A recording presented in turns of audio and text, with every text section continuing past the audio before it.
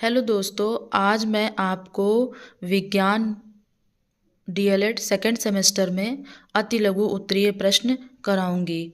जैसा कि आपको पता है कि पीएनपी द्वारा आदेश आ चुका है कि आपके पेपर फरवरी की दूसरे वीक में होंगे।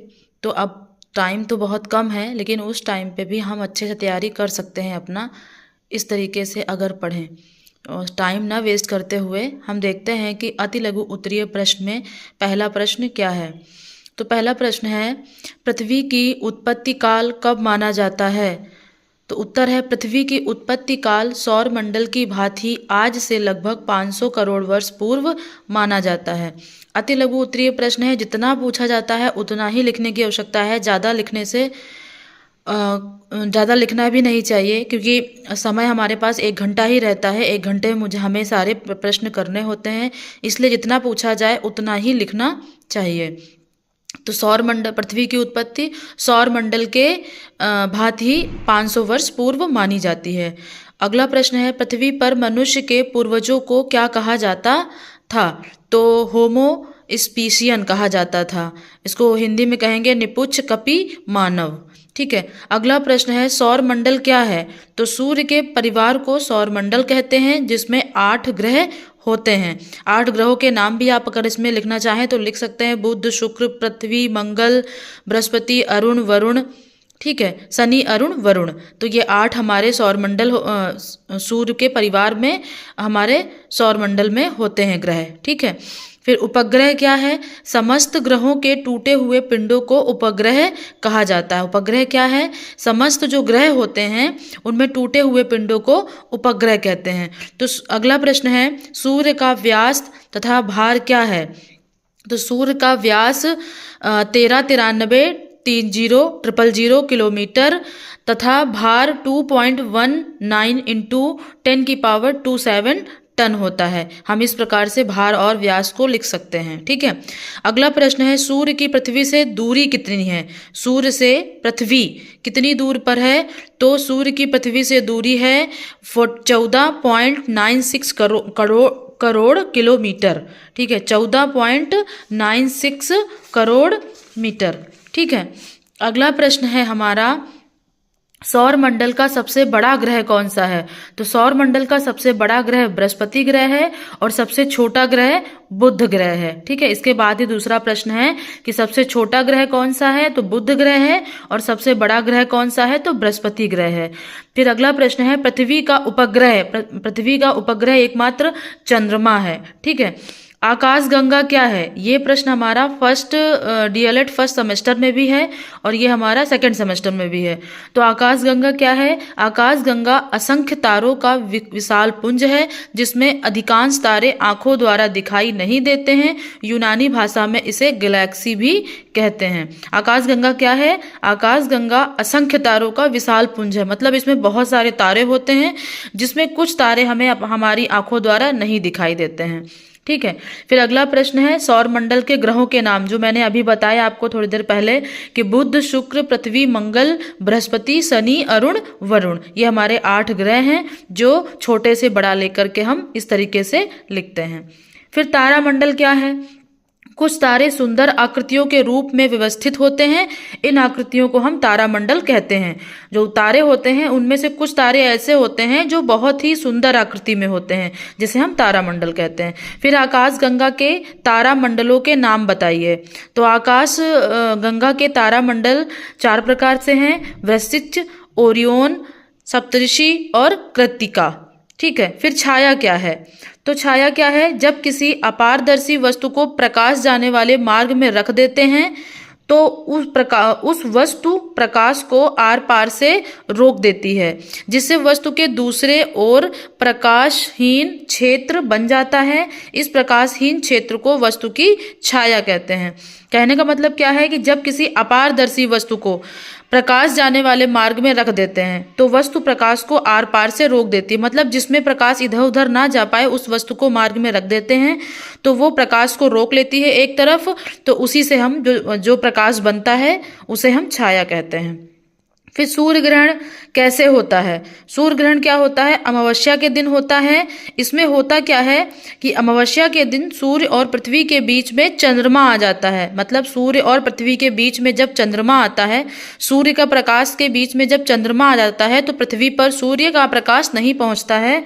उस स्थिति को हम सूर्य ग्रहण कहते हैं। ठीक है। फिर चंद्र ग्रहण कब होता है? तो पूर्णिमा के दिन चंद्र ग्रहण होता है। इस दिन जब सूर्य और चंद्रमा के बीच में पृथ्वी आ जाती है तो चंद्र ग्रहण होता है। ठीक है। फिर अगला प्रश्न है, भारतीय अंतरिक्ष संगठन का नाम बताओ। तो भारतीय अंतरिक्ष संगठन का नाम है इसरो। ठीक है। फिर नासा की स्थापना कब हुई? 29 जुलाई 1958 को नासा की स्थापना हुई। नासा का पूरा नाम, ये फर्स्ट सेमेस्टर में भी प्रश्न थे और हमारे सेकंड सेमेस्टर में भी प्रश्न है। तो national aeronautics and space administration, आप इसको इंग्लिश में भी लिख सकते हैं। ठीक है। National aeronautics and space administration, NASA का पूरा नाम। फिर अगला क्वेश्चन है हमारा कि भारत में कितने प्रकार की मिट्टी पाई जाती है? तो भारत में कई प्रकार की मिट्टी पाई जाती है। क्वेश्चन पूछा है अति लघु उत्तरी में, तो आप 4 या 5 प्रकार भी लिख देंगे तो सफिशिएंट होगा, आपका 1 नंबर मिल जाएगा आसानी से। तो बलुई मिट्टी, दोमट मिट्टी, चिकनी मिट्टी, जलोढ़ मिट्टी, काली मिट्टी, लाल मिट्टी, लेटराइट मिट्टी, पर्वतीय मिट्टी या बलुई दोमट या पथरीली मिट्टी। ठीक है। इनमें से आप 2 या 3, 4 भी लिख देंगे तो सफिशिएंट हो जाएगा। फिर अगला है फसल किसे कहते हैं?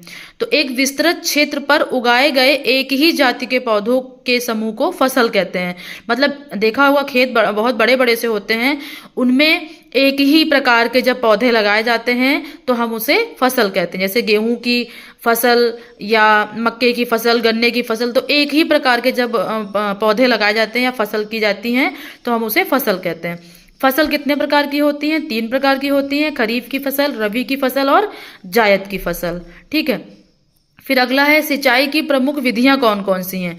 जब खेती की जाती है उसमें सिंचाई की जाती है तो प्रमुख विधियां होती हैं। तो कौन कौन सी विधि है? पहला है प्रवाह विधि, दूसरा है क्यारी विधि, तीसरा है कूट विधि, चौथा है वलय स्थिति और 5वां है वाटर विधि और छठा है ड्रिप विधि। ठीक है। फिर अगला है, कृषि के प्रमुख यंत्रों के नाम लिखिए। जो खेती की जाती है उनमें कौन कौन से यंत्र या कह सकते हैं औजार का प्रयोग किया जाता है? तो पहला हल, पटला, बखर, रेक, फावड़ा, ट्रैक्टर, हीरो, कल्टीवेटर और डिबलर। ठीक है। इन औजारों का खेती में प्रयोग किया जाता है। फिर मृदा अपरदन क्या होता है? मृदा के एक स्थान से दूसरे स्थान पर हट जाने को मृदा अपरदन कहते हैं। मतलब मिट्टी के कटाव को, मिट्टी अपने स्थान से जब दूसरे स्थान पे हट जाती है या कट जाती है वहां से, तो उसे हम मृदा अपरदन कहते हैं। फिर बीज बोने की प्रमुख तथा प्राचीन विधि कौन सी है? बीज जब बोया जाता है, फसल जब लगाई जाती है, तो उसकी जो बोने की प्राचीन या प्रमुख विधि कौन सी है? तो हाथ से छिड़काव विधि। जो हाथ से बीज को छिड़का जाता है खेतों में, उसे हम प्रमुख या प्राचीन विधि कहते हैं, जो बरसों से चली आ रही है। ठीक है। अगला है मकसा पद्धति में कार्य का मात्रक क्या होता है? तो जूल होता है। फिर अगला है, ये तो सेम ऊर्जा का मात्रक हो जाएगा जूल, और कार्य का भी मात्रक जूल होता है। फिर बल किसे कहते हैं? किसी कार्य को करने में जिस ऊर्जा का प्रयोग किया जाता है उसे हम बल कहते हैं। मतलब जो कार्य करने में जितनी ऊर्जा का प्रयोग किया जाता है उसे लिख सकते हैं कि किसी वस्तु या किसी व्यक्ति द्वारा किए गए कार्य में प्रयोग की गई ऊर्जा, उसे हम बल कहते हैं। ठीक है।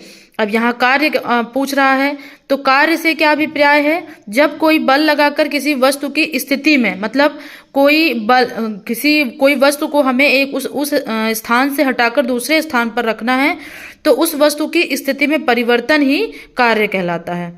ठीक है। फिर अगला है, ऊर्जा से क्या अभिप्राय है? किसी वस्तु के कार्य करने की क्षमता को उस वस्तु की ऊर्जा कहते हैं।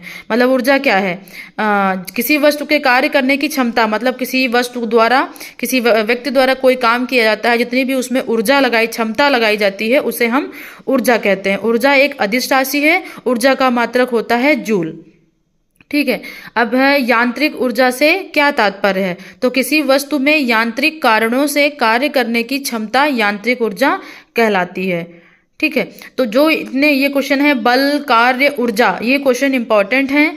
इनमें से कह सकते हैं कि कोई भी क्वेश्चन पूछ सकते हैं, क्योंकि साइंस है तो साइंस में ये क्वेश्चन ज़्यादा इंपॉर्टेंट है।